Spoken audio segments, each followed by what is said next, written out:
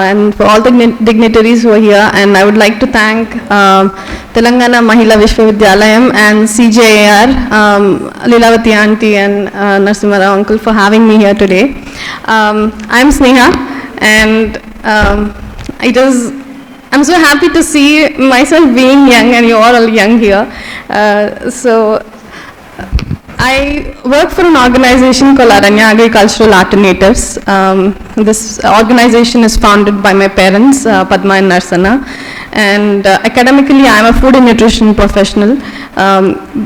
While I was studying, I felt that there is a need for me to connect the food that is being grown to the soil that is there, and because if you want to be healthy, your soil needs to be healthy. And in that pursuit, I thought it is important for me to work with the land, with the soil, and with the communities. And today I'm here in front of you to talk about the work that we have been doing with the women farmers, small and marginal farmers across Telangana and Andhra Pradesh. The core values of Aranya, our organization, again, are women empowerment, natural resource management, and working with women farmers in special, and also the small and marginal farmers. And we've been talking about women a lot since this morning. I would like to ask you a question quick. Why do you think women is the focus of our work, or why have we been talking about women since morning? With respect to climate change or with respect to environment? Anyone from this side? Okay, I would like to ask you a question. Seed, soil, and women. If you look at all three of these, what is one thing they have in common? Seed, soil, and women. Production, which means giving, having the ability to give life to new forms, right? The ability to reproduce. Other than that, what are the other qualities that they all have? They grow quickly. Do we really grow quickly? Okay. What are the other qualities of a woman? Caregiving, taking care of their children, nurturing, compassion, empathy, patience. So if all of these qualities exist in women and nature, it is a great asset, right? So imagine if having all these qualities, they don't have access to resources, not having access to land, not having access to power, but have access to all of these things. How is it going to be? No growth and development? Okay. No progress.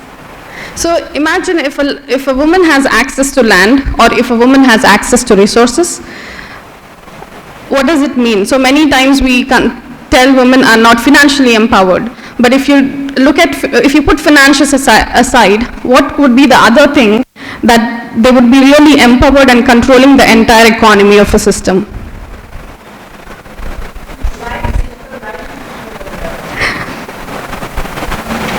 Entire life. Sorry? Next generations. Yes, you're all right. So having access to land, because we are working with farmers, why I'm stressing on women and having access to land is, if a woman has access to land, and if a woman, who's a caregiver at your home? Your mom, right? Who knows what you like? Your mom. Who knows what your brother likes, or your sister likes, or what your father likes? Your mom. Who takes care of you if you're sick? Okay? So imagine if a woman has access to land, and she can grow things for you. Is she doing a monoculture of crops, or she's going to do a multiculture of crops? Huh? Multiculture of crops. And this having access to land is not just something that she's growing food for, but she's also becoming financially independent in a different way, right? How do you think she has access to seed? She can grow what she wants. She can grow what your family needs. She can grow what your brother wants, your father wants, what she needs. And she doesn't have to depend on anything that is coming from an external source, which is, again, the money. Do you think she has to think of money in order to call some relatives to your home? No, because she is growing food. She has access to land, she has access to resources, she has access to everything that she can feed people, right? So she starts, so that is a kind of empowerment, every woman should have that right to access to land, where in turn she's having access to every resource. Right? Does she still need money in spite of having all these resources? No, right? Do you think so? In some cases, yes, but if the head of the house, in my case as women, if the head of the house has access to all of these, then the dependency on external things would be as less as possible. Isn't it? I would like to give a small example of the work that we are doing. We have been working with the women farmers, especially focused on women farmers in Hyderabad area of Telangana. And there is a program where the regenerative agricultural program that we have been stressing on, and we have worked with 110 women farmers in that area. And we chose women who are small and marginal and have a very little piece of land but haven't been cultivating anything because they don't know what to do with their lands. We provided some hand-holding support, capacity building, and what they did was they started growing things. So participation of women in what they want is very important. This is often neglected. We don't give importance to what they want. It is often the men who dictate what their land wants. But if you ask a woman what they need, they tell what their family needs. So it means if you're empowering a woman, it means you're empowering a household, you're empowering a state, you're empowering a country, you're empowering the entire world. So decision-making process, if it goes into the hands of the woman, everything is going to be in a safe hands. So when we asked the women, so like I said, there is something called participatory rural uprising, where we take the inputs of the people participating. It's not that because I am giving you a project, then you have to listen to what we say. We request the women to tell us what they need. According to their needs, then we design it. So when we requested them to list out the plans of what they want, it was not a monoculture. It was diverse. Because they're thinking of what she likes, what the kids like, what the family likes, and then what she could sell also. But then the first thing that she's thinking of is herself, the family, and the zones after that. So and after that, we also had some other farmers who were also men, and after we've given the fruit plants to the women farmers, there was a 1-year period where we requested them to take care of them because we were supposed to give them a milch animal based on the survival rate of the plants. Okay, if the survival rate of the plants is higher, then they would get a milch animal. So why milch animal? Do you think there are less animal integration happening in the villages? ఆవులు గేదెలు అన్నీ ఎక్కువ ఉన్నాయా తక్కువ ఉన్నాయా ఇప్పుడు ఊర్లలో తక్కువైనాయా so ఈ ఊర్లో కూడా తక్కువనే అయింది there were no milch animals, they all sold off because nowadays there is no joint family system, everything has become nuclear. If they want to step out of their house they have to think of who's going to take care of my cattle. It's become a situation like that. So because they knew that they were going to get a milch animal if they were to take care of these plants and make sure that the survival rate is higher, the people who are very much interested, again especially the women, they made sure that the plant survival rate is up to the mark, okay, for the first year, so 80% survival stage, and then they were given a milch animal, which is your cow or buffalo. So what improved after we gave this? What do you think the changes might have happened after giving these women one milch animal?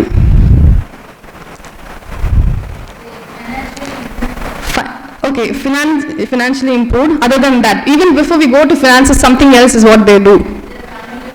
The family, they start consuming the milk, they start consuming the curd, and they start making ghee, they start selling it among the community that is there in their area. Because in this village where there was a lot of cattle. Now, during the time when we were working with them, they really didn't have many cattle. And giving this access has really helped them in a way, because they were getting thousands of milk packets into one village. And giving this one milk animal to those women have not just increased the food and nutritional security in their homes, but also in the entire village. So the entire village ecosystem has changed with just this one thing. So not just the milk and the curd or your ghee, other than that, they're also using the farmyard manure, which means they're using the dung, they're using the cow urine, which is in turn going into their lands. So just see one drop that you put, and it has created a ripple, not just at the home level, but also it is increased exponentially into the other circles that are next to them, right? And other thing, so again, coming back to access to land that we said, if you think of money and access to land, what do you do generally? If you're not growing anything, what do? We do buy things and consume, right? So having access to land not only gives them annual produce, but also the produce that comes in the nature by itself. So many of the people, women that we are working with, they get a lot of uncultivated edible greens during the season. Do you know uncultivated edible greens? It is, you know palak, amaranth, broccoli, lettuce.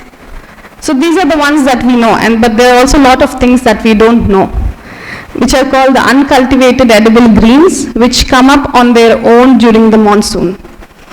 And these edible greens are biggest source of nutrition for the rural households. And this happens in the monsoon, where they go collect the uncultivated edible greens and feed their family. So having access to resources, we have to provide women the access to resources. If they are empowered, then if they get access to those resources, they are going to make everything a better place. Again, whatever they're growing, it is not just creating ripples in their family and outside, but also creating a local economy. Local economy is often something that we forget. We always tend to buy something that's exported or there. But if we can support the local economy, it is also the farmers of that region, be it the women farmers. Whenever I say farmers, it is always a man that comes into the picture, but I would want all of you to imagine a woman farmer behind your head, because most of the work, if you see in the fields, is being done by a woman and not the man. He's also doing something, it's not that he's not, but we don't often underestimate the work that a woman is doing in the agriculture systems. And buying local would do of a great benefit when you are buying food for yourself. Local food systems need to be supported. We are talking about climate change. Of all of these that I've discussed right now, did you feel that women are creating big carbon footprint or less carbon footprint? Less carbon footprint, right? So in these lands, the women are growing at least minimum 12 different diverse varieties of crops. 12 different varieties of crops, where you see now in the conventional agricultural system, you only see just one kind of crop being grown, where there is no diversity. But if the woman is doing the cropping system, there's a lot of difference. They grow diverse crops, which is also helping the diversity in a wider aspect, not just in their farm, but also for the entire environment. And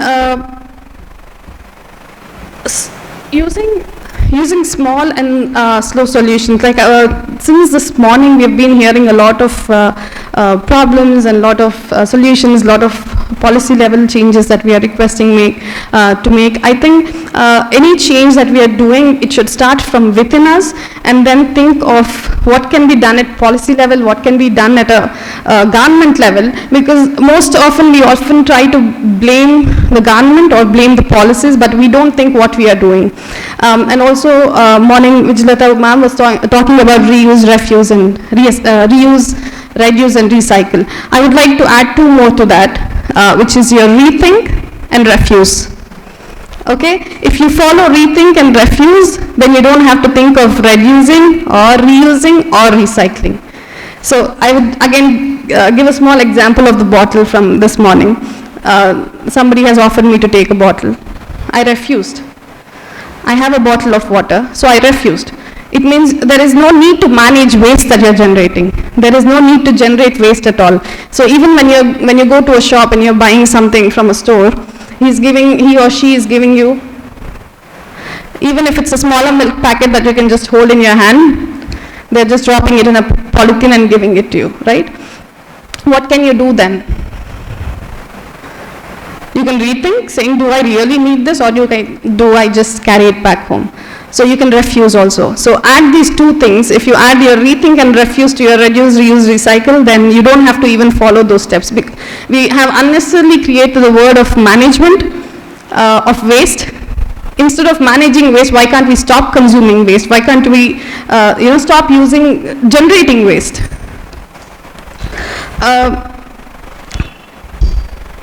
Another thing, again, I don't know why I got a little sidelined, but also while we are working with these women farmers, we've trained them on how to use simple techniques, even on their farms, on their lands, using not bigger technologies, but technologies that they can use from within the natural resources that are available. So if the same thing was given to somebody else, again I'm using the gender man, then they would look for either a technological thing or a heavy machinery. But if we give the same responsibility to women, she would look at things that are locally available and naturally available next to her. So in this way, we are also trying to work with them to work with the existing natural resources that are there, even to measure the land, to do some natural earthworks that are happening. So this way, they are reducing a lot of carbon footprint in the agriculture sector. And we are promoting this as much as possible. Even the seed banks, quite every time this happens. So we also work with women community who's building seed banks in different areas of Telangana. So whenever we give some seeds to a person, to the husband, and ask her to give it to the wife, next time they visit the place, the seeds are still in the pocket of the man. Okay? But if you give the seeds to a woman, she knows how to nurture. The next day, right next day, they are going to go back into the soil. And next time you go visit, you're going to eat the fruits or the vegetables of that. So that is how much of a difference. So having access to resources is very important, that we have to provide all the women with. So they empower the world, empower the household, even from a smaller place to a bigger place, they are going to create a very big impact. And the climate change, whenever we hear the term climate change, I think there's the Arctic, there's the glaciers melting down, and a lot of things happening. That's on a bigger scale. But I want all of us to think of how climate change is also happening in your kitchens. How do you think climate change is impacting in your kitchens? All the fumes, okay. You can see the impact of climate change in the kitchens. If there is no particular crop available of that season due to environmental issues, and then you don't have access, your mom is not feeding you that, then you question her, why is it not available? Then you have to look at the entire food supply chain. Why is it not there, or why is it very expensive at this point of time? This year especially, we didn't have rain during the winter. So the entire winter cropping season is gone. None of the farmers have sown a winter crop. So if you want to eat chana the next season, or if you want to eat your omega-3 rich flaxseed, the women have not sown them in their crops, because the climate is changing. There is no rainfall. There is erratic patterns of rains that are happening. So if your mama wants to buy that and feed you in the kitchen, she'll have to spend 500 extra more bucks to buy it, so she's not going to feed you. So that is how climate change is directly and indirectly affecting in your kitchens as well. It is not a rocket science, or it is not something that is happening very far away from you, but it is impacting, affecting within your homes. And this is something that we have to look at and pay attention to. This morning when I was listening to one of the talks, I felt I would respectfully agree to disagree to certain things, because there are policies, there are scientists, But let's not wait always for the policies and scientists to make some changes. It should start from within. We have to start doing something. Only if that awareness is being created in you and the change starts from you, you can do anything. If that doesn't happen, it is wrong on our ends to expect somebody else to do it for us. If I'll take a leave now. If you have any other questions, then any questions we could take it. Otherwise, I'll take a leave. I would like to share your observation. I completely agree with your point of women entering the parliament. But there are certain studies, especially after the formation of Telangana, there are certain studies which focus that women, they are taking up the double burden of farming as well as the household activities. And I'm sorry to say, but this is what the research is saying, and men end up consuming alcohol and just confining themselves to home. So what is your observation? Because you are working on the field, so what is your observation on This that? is happening. This is happening, and it is happening. It is very bad that we are witnessing all of it. And the village we stay in right next to us, you see very young people, very, very young people, just 12th pass or just 10th grade, they are getting addicted to alcohol, and many children, many women losing their husbands and losing their children, and that extra burden of them not being is on the women. And this is happening, and that is a very big problem that we are seeing nowadays in the rural India, because they get free money, they get free pensions, they get free resources of all sorts, so the burden has been more on the women. We are also mentioning about the PRA. That is one of our research techniques which even we deal with. So what kind of techniques are you using as part of PRA? Presently, are you still using that? Yes, we do use for some activities. If ever we go to a new village, or if we are even in the existing village, if we want them to. So recently we had this activity where we were asking the women to do a chalk with the with the rangoli. We ask them to mark where their lands are according to their survey numbers, and sometimes we also do it with after doing a transect walk, we do a village map. Yeah, like social mapping. And also sometimes we also ask them to bring what are the greens that they are eating right now, and which season are they available. So they do seasonality based. So there are multiple ways, in multiple situations we use the PRA. You are presently using that? Yes, we are still using them, yes. Thank you. It cannot be used. It's a very wonderful tool for people who are working at the grassroots levels to work with the community and incorporate these into the techniques. Thank you so much. Thank you.